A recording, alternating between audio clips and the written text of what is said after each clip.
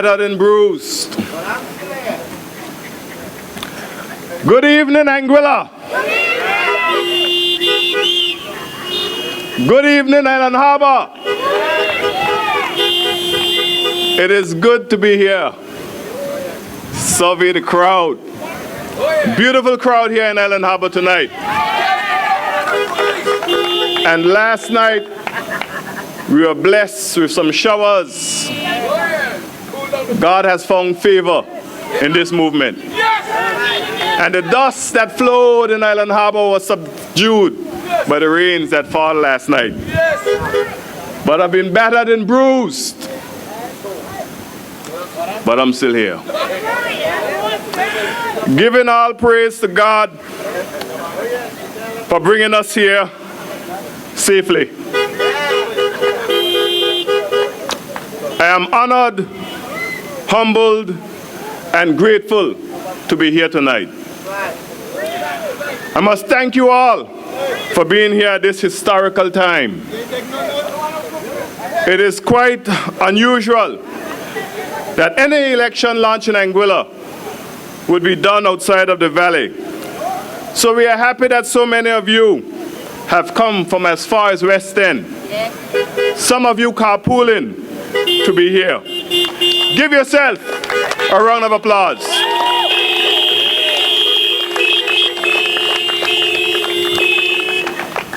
I know that we have made this journey for a reason.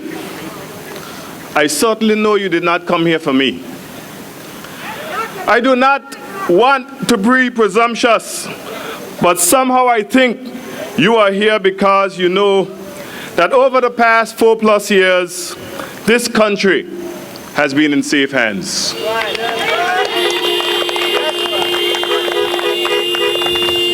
You are here tonight because you know that our people lived in a country prior to 2010 that was clouded in governmental secrecy and on the edge of bankruptcy, where public servants were paid late regularly. You came here tonight because you want to know what your government has done since February 15, 2010, and what plans we have for 2015 and beyond. You've heard some of them from the previous speakers. You came here tonight because, like me, you are excited about the great cadre of candidates that are on the Anguilla United Movement's ticket.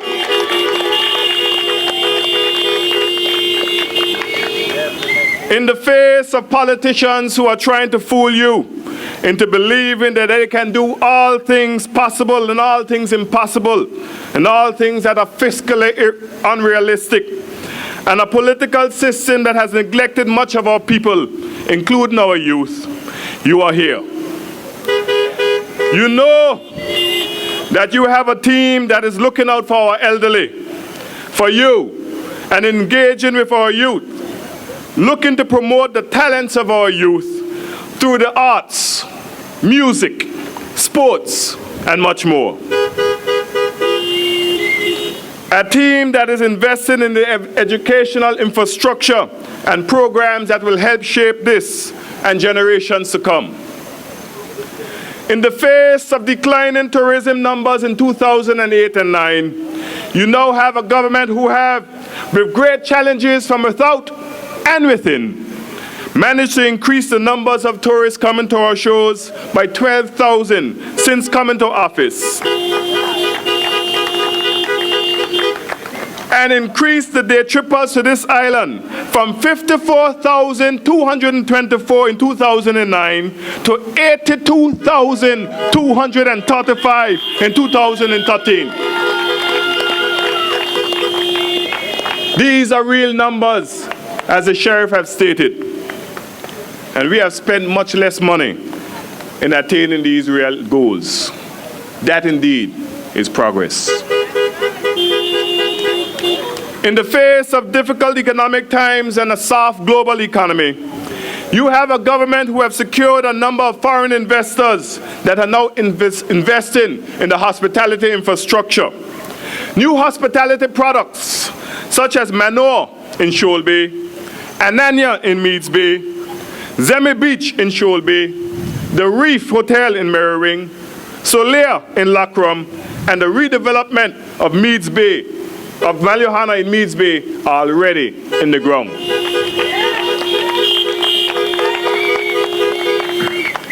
We cannot underscore the fact that Altima is now under new ownership and are in the planning stages for redevelopment and repositioning, while the review of other investment proposals by a number of investors are being done as we speak.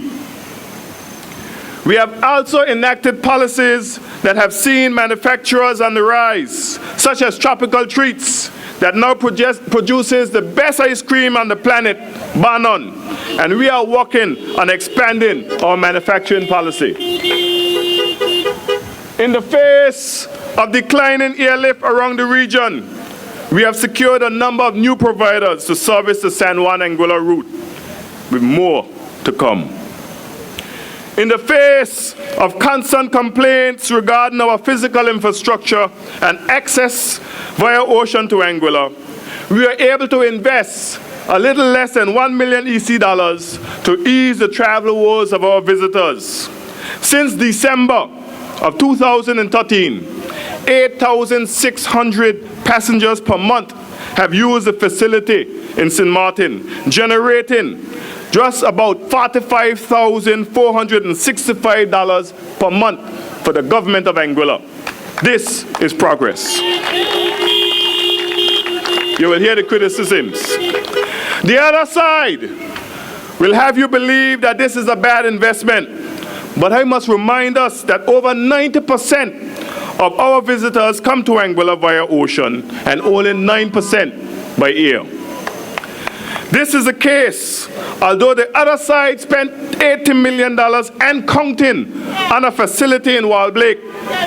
We are now tasked with making it work, and we plan to do just that. In the face of challenging and slow collections, you place your confidence in a government who inherited zero reserves and huge budgetary deficits. In 1 year alone, 2009, the deficit was almost $100 million. But today, thanks to your confidence and the prudent leadership of our Minister of Finance and Chief Minister, the country can boast of budgetary surpluses and reserves amounting to almost $30 million.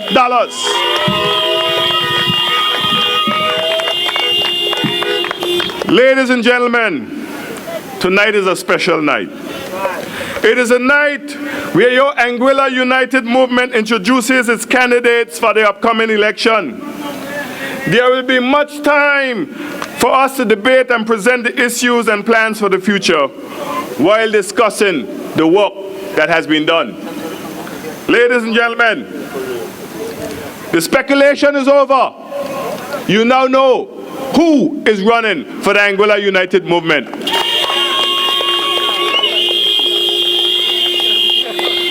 The other side will try to blindfold you with smoke and mirrors, tricks and gimmicks. They used to call him Tricky Vic. Tricks didn't vanish. They will make false promises of utopia and grandeur. They will twist and manipulate the truth. But you already know that this government has been transparent. Everything out in the open.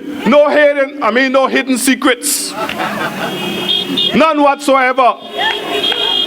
Roots of integrity, trunk of stability, branches of prosperity, and voices with humility. Ladies and gentlemen, if you believe everything happens for a reason, then you will know that the tough times happen for a reason. We are taught of the 7 years of plenty and the 7 years of lean.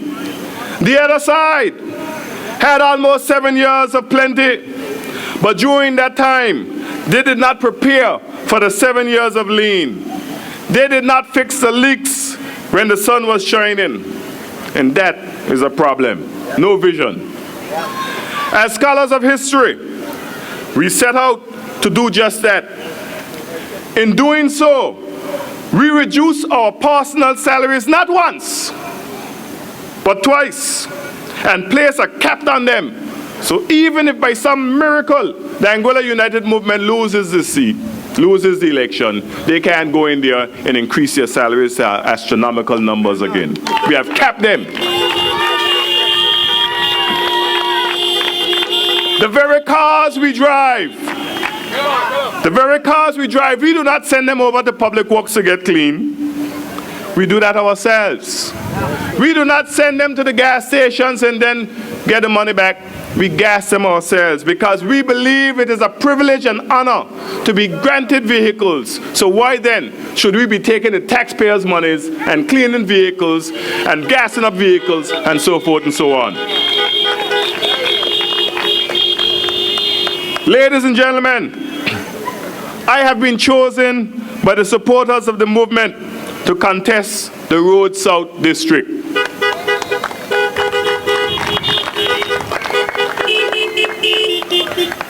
I hasten to say, I am not here to replace the Honorable Hubert Hughes, the Chief Minister of Anguilla, as he is irreplaceable.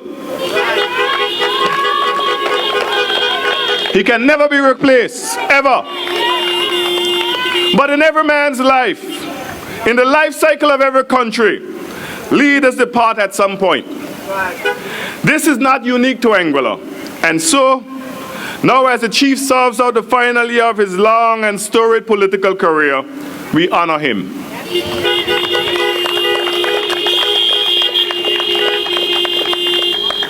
Like the chief, another great leader departed when he had fixed the fiscal challenges of his country. This was done in a country that Anguilla will soon be featured. That country I will speak about. As Anguilla will soon be featured as our very own Shara Proctor and Zanel Hughes will compete in the next Olympics that will be staged in Brazil. Because, like Chief Minister Hubert Hughes, it was one Luiz Inácio Lula da Silva, popularly known as Lula, who rose from a life of poverty and a life that he only learned to read at the age of 10, and by 14 he had to drop out of school. He was elected to office in Brazil, and he transformed Brazil, and he became one of the most successful leaders in modern history. He took Brazil out of the pit of economic hardship and escalating violence to one of the world's economic powerhouses. His education was practical, and he learned while shining shoes and selling trinkets on the streets. He never gave up hope, and he saw people, and people saw in him a hard-working man, a man who cared, and a man who was never afraid to tell it as it is. Sounds like Hubert to me.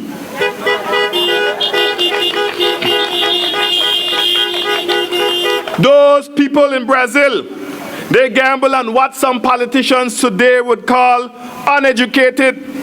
And this man, through his rational policies and sound goals, lifted the people up, and by so doing, lifted a country up. When he came to office, everyone was afraid. The investors were afraid. The rich was afraid. The big boys was afraid. The political class that engaged in kickbacks, bribes, and unethical practice was afraid, and the bankers who were taking the people's property in repossessions were afraid. But Lula gave hope to the hopeless, and he managed to reduce the national debt, turn surpluses, bring in new investors, reel in the banks, and put them on the path to sustainability. And when he had seen all that he has done, and his country was on the right path, he stepped down, walked away from the most popular leader of Brazil against the wishes of his people. Sounds familiar? For Lula recognized that a man cannot continue indefinitely, and once he had brought up those who could continue to move the country forward, the time was right to move on. And so tonight, like Lula, the Honorable Hubert Benjamin Hughes has decided that this is the right time in his life to move on to other things.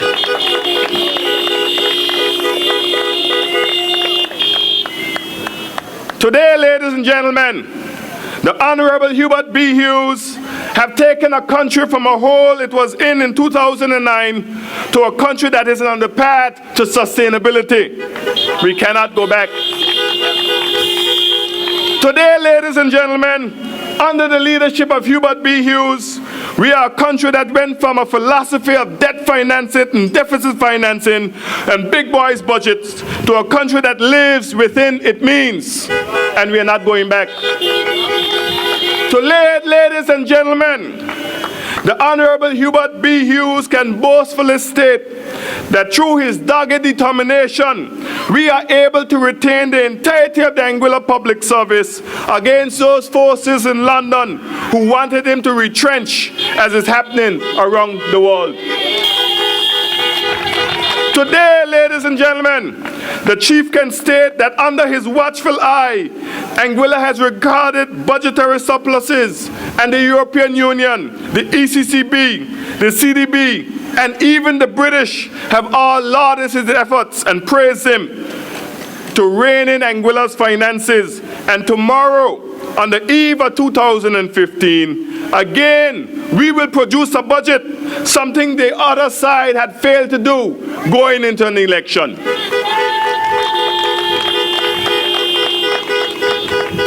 Ladies and gentlemen, we are here. And this campaign is launching tonight. And we will come to you time and time and time again. We are here for the long haul. We have fit people. I see them buying bicycles and riding bicycles trying to get fit. But we are naturally fit. And we are ready. We are ready for the race. Ladies and gentlemen of Anguilla, don't think for one moment that we do not know the problems that Anguilla have. We have spoken about them and walked about on them for many years. We are in tune and in touch. However, the problems that we encounter in Anguilla cannot be fixed overnight. Those guys left this country in. Unprecedented. And we will work hard and diligently on those problems. Before I move on, I just want to look back again.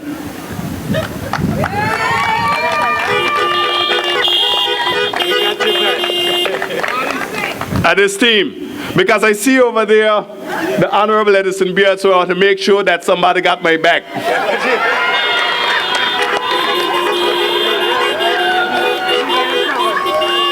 Because I recall some years ago in the Anguilla House of Assembly after a presentation, and the Chief Minister Hubert Hughes was walking out of the house. Mr. Eric Reid crept up behind him and boxed him in the back of his head and knocked him stone cold. And I just want to know, when I look back, that these gentlemen and this lady have my back. And I see he's a safe distance over there.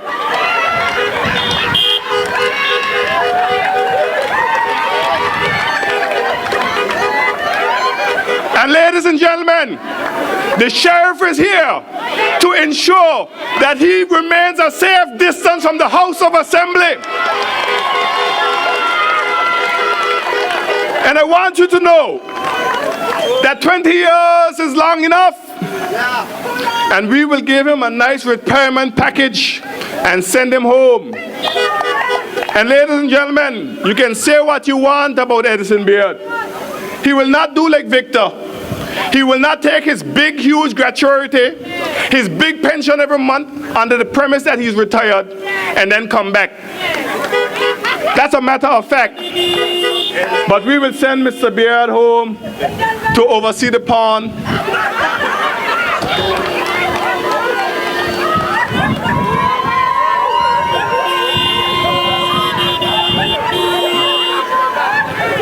Because we know that he has a special connection with the pond.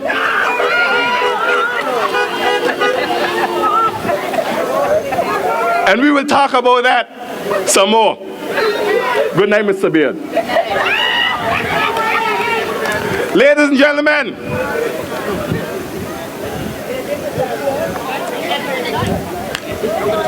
got my back? Ladies and gentlemen, they can say a lot of things about Hayden Hughes. A lot of things. One thing they cannot say about Hayden Hughes is that I didn't care. They cannot say that I didn't work hard. I worked hard.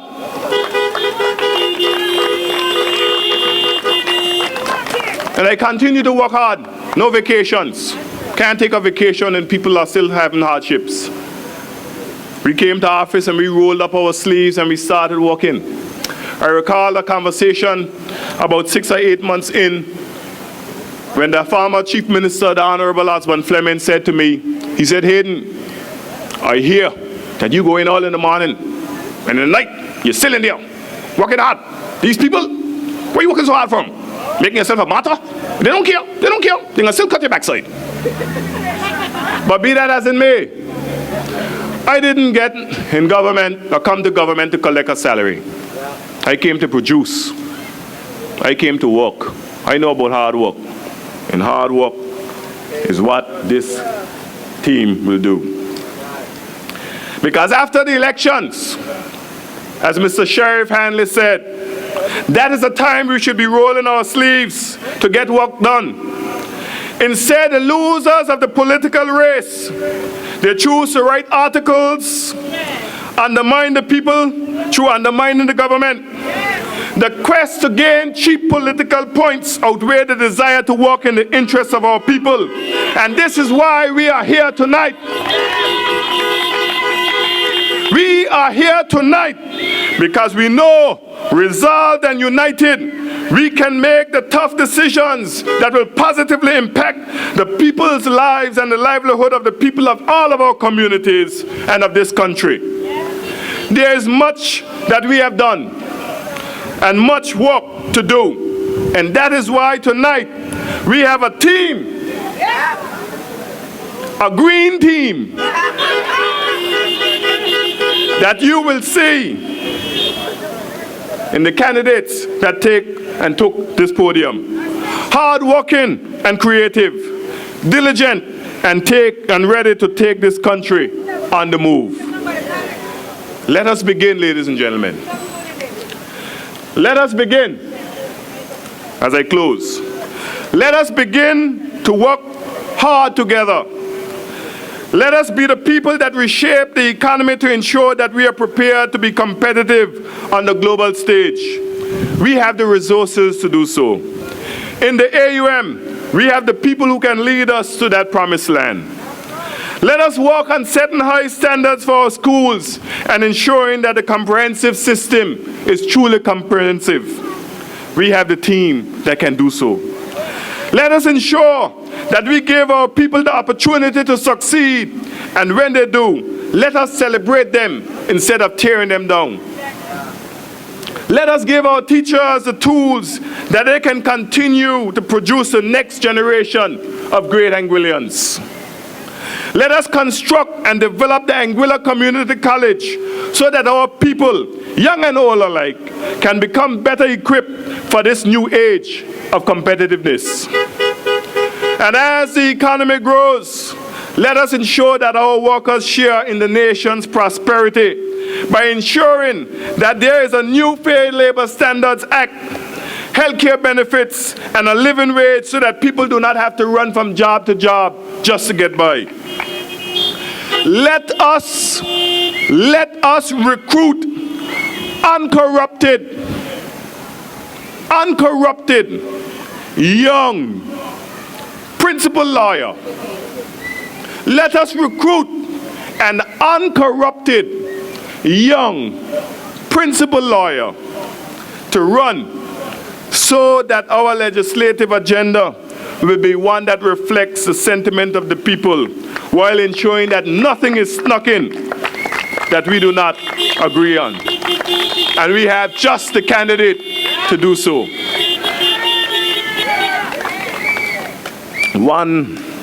She will be the first elected lady to office since Albina Lake Hodge, the passing of Albina Lake Hodge. And there's no doubt that tonight, I want you to remember her words and remember her presentation. You can see that the Anguilla United Movement continue to find ways to up the ante. We continue to find ways to elevate the caliber of candidates. And that is not saying anything negative about the candidates in the past, but we look to the future, and the future is in the hands of Christy Richardson Harrigan.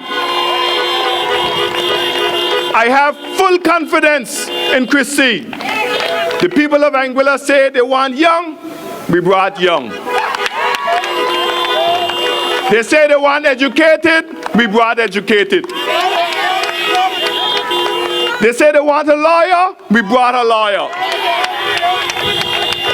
They say they want a female, we brought a female. They say they want competence, we brought competence. They said that we want somebody who is not going to be mixed up with unscrupulous characters. We brought Christy Richardson Harrigan. And the people of District 7, you have no other choice but to elect Christy Richardson Harrigan to office. She has my full and unequivocal support. And I know, based on the people that I've seen here tonight, for a minute I thought we were in West End.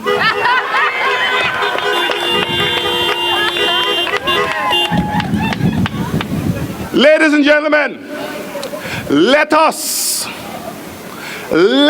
ensure this is a chance, this is an opportunity, not only for Island Harbor, but this is an opportunity for Anguilla. I can't say enough about Sam. What greater love than a man that will lay down his own life for his people. I have so much respect for Sam Repser. So much respect. He was not pushed out. This was a decision by Sam Repser and his family. He made that decision. Nobody pushed him out. We were surprised when he came to us and told us what he said to us. And I want you to give us a resounding round of applause for Sam the man. Stand up, Sam. Take a bow.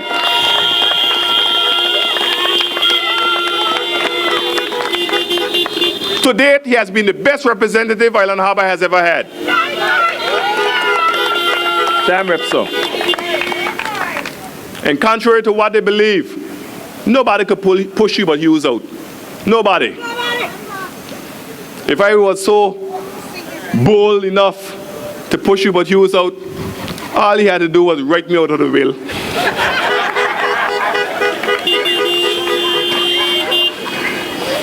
So, I won't take that chance. But ladies and gentlemen, this opportunity is an opportunity you can't miss. So, we have had problems with our healthcare system for a long time. We know. So we said, let us recruit a doctor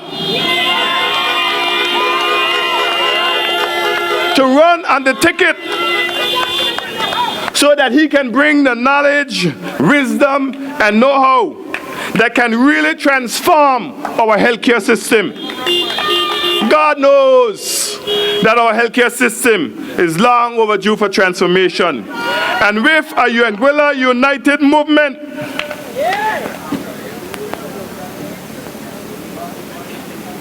we can move beyond the Anguilla Health Authority and really deliver on the promise of healthcare for all.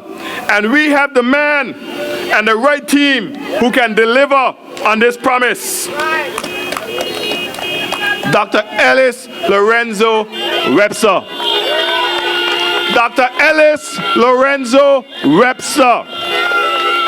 Dr. Ellis Lorenzo Repser, the tree. Roots of integrity, trunk of stability, branches of prosperity, and a lot of capability. In the end, ladies and gentlemen, this campaign is not just about Dr. Ellis Lorenzo Webster. Neither can it be about Jerome Roberts, Elkin Richardson, Evan Gomes, Patrick Hanley, Christy Richardson Harrigan, or I. This campaign is about you. It's good to see Hugh here tonight. Give a round of applause for Hugh Lake. Hugh Lester Lake. I heard last week Victor trying to claim him. Victor is out adopting people now. Hugh, come up here.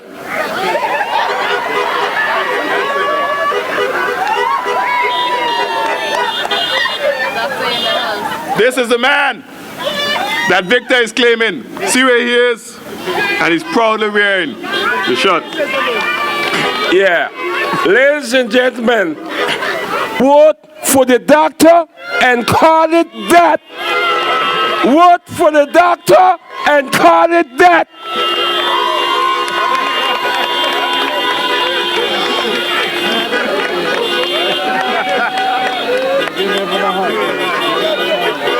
Ladies and gentlemen, that wasn't planned. Be that as it may, over the next few weeks and months, we will come to you and we will speak to you. So I would like to wrap up now because you have done much more than I could have ever done. So with that said, I would like to thank you for coming out. We are very appreciative of the crowd and the support that we see here tonight. And we look forward to meeting with you and speaking with you on Wednesday night in Northside. Thank you, good night, and God bless. We're ready. We're ready. Yeah, we're ready.